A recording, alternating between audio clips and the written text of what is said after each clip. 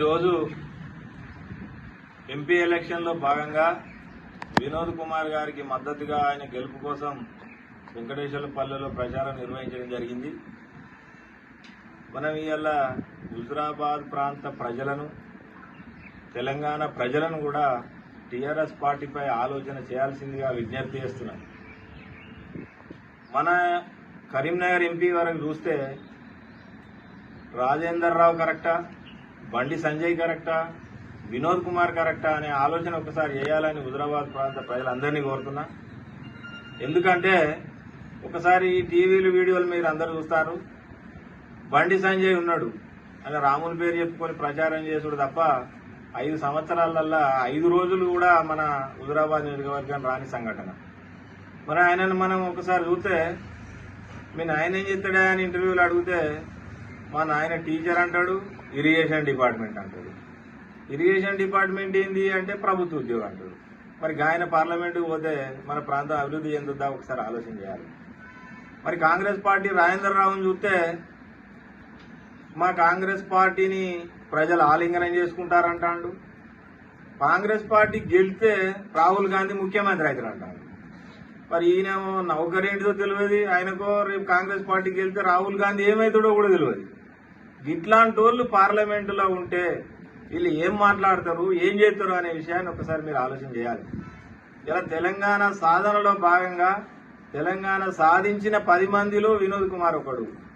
వినోద్ కుమార్ గారు ఆనాడు పార్లమెంటులో 2 ఎంపీలున్నా 4 ఎంపీలున్నా అద్భుతమైనటువంటి గలం విప్పి అన్ని పార్టీలను ఏకం చేసి తెలంగాణ సాధన జరగడానికి ముఖ్యుడు ఇవాళ వినోద్ కుమార్ గారు.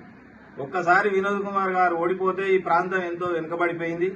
కాబట్టి దయచేసి హుజురాబాద్ ప్రాంత ప్రజలను మేము కోరేది ఏంటంటే, రేపు మళ్లీ తెలంగాణ ప్రాంతం అభివృద్ధి చెందాలన్నా, కరీంనగర్ ప్రాంతం అభివృద్ధి చెందాలన్నా వినోద్ కుమార్ గారిని మనం అత్యధికమైనటువంటి మెజార్టీతోని గెలిపిస్తే తప్పకుండా అభివృద్ధి చెందుదని సందర్భంగా మేము తెలియజేస్తున్నాం. మరి కాంగ్రెస్ పార్టీ వల్ల వాళ్ళు ఏం చెప్తారు, రాముని మీద ఒట్టేసి ఆగస్టుకి ఇస్తానంటాడు, ఏడిపోతే కాదేవుని మీద ఒట్టేసి ఆగస్టు 15కి ఇస్తానంటాడు. ఇవాళ ముఖ్యమంత్రి గారిని కూడా మనం డిమాండ్ చేసేది ఒకటే, అయ్యా ముఖ్యమంత్రి గారు, మరి నువ్వు గదాన్నే అంటున్నావు కదా, మరి రేపు మహిళలకు ఇస్తానన్న 2500 మే 15వ తారీఖు ఇస్తానని ప్రమాణం చేసి చెప్పు, నేను నమ్ముతాం. రైతు బంధు ఇవ్వని వాళ్లకు మే 15 నుంచి ఇస్తా అని చెప్పి ప్రమాణం చేయి, నేను నమ్ముతాం. రైతు బంధు కాకుండా ఇంకా నీకు బోనస్ ఇస్తానన్నావు, నువ్వు వానకాలం పోయిన వర్లకే ఇస్తానన్నావు, ఇయ్యలే. మరి ఈ వర్లకి ఇస్తానన్నావు, ఇయ్యలే. మరి ఈ బోనస్ను కూడా 15వ తారీఖు తర్వాత ఇస్తానని ప్రమాణం చేయి, నేను నమ్ముతాం. మరి ఇన్ని దొంగ ప్రమాణాలు చేసేటువంటి ముఖ్యమంత్రి గారిని నమ్మో, రాముని పేరు చెప్పుకునే బీజేపీని నమ్మో ఓట్లేస్తే మన ప్రాంతం వెనుకబడిపోతుంది. కేసీఆర్ గారు కొద్ది రోజులు లేకపోతేనే ఇవాళ అందరు రైతులకు అర్థమవుతుంది, తెలంగాణలో టీఆర్ఎస్ పార్టీ అయితేనే తెలంగాణ ప్రజలు బాగుపడతారు, ఈ రాష్ట్రం బాగుపడుతుంది అనే విషయం అందరికీ తెలిసింది. ఇప్పటికే ప్రజలందరూ ఒక నిర్ణయానికి వచ్చారు. ఈ దొంగ హామీలను నమ్మే పరిస్థితి లేదు.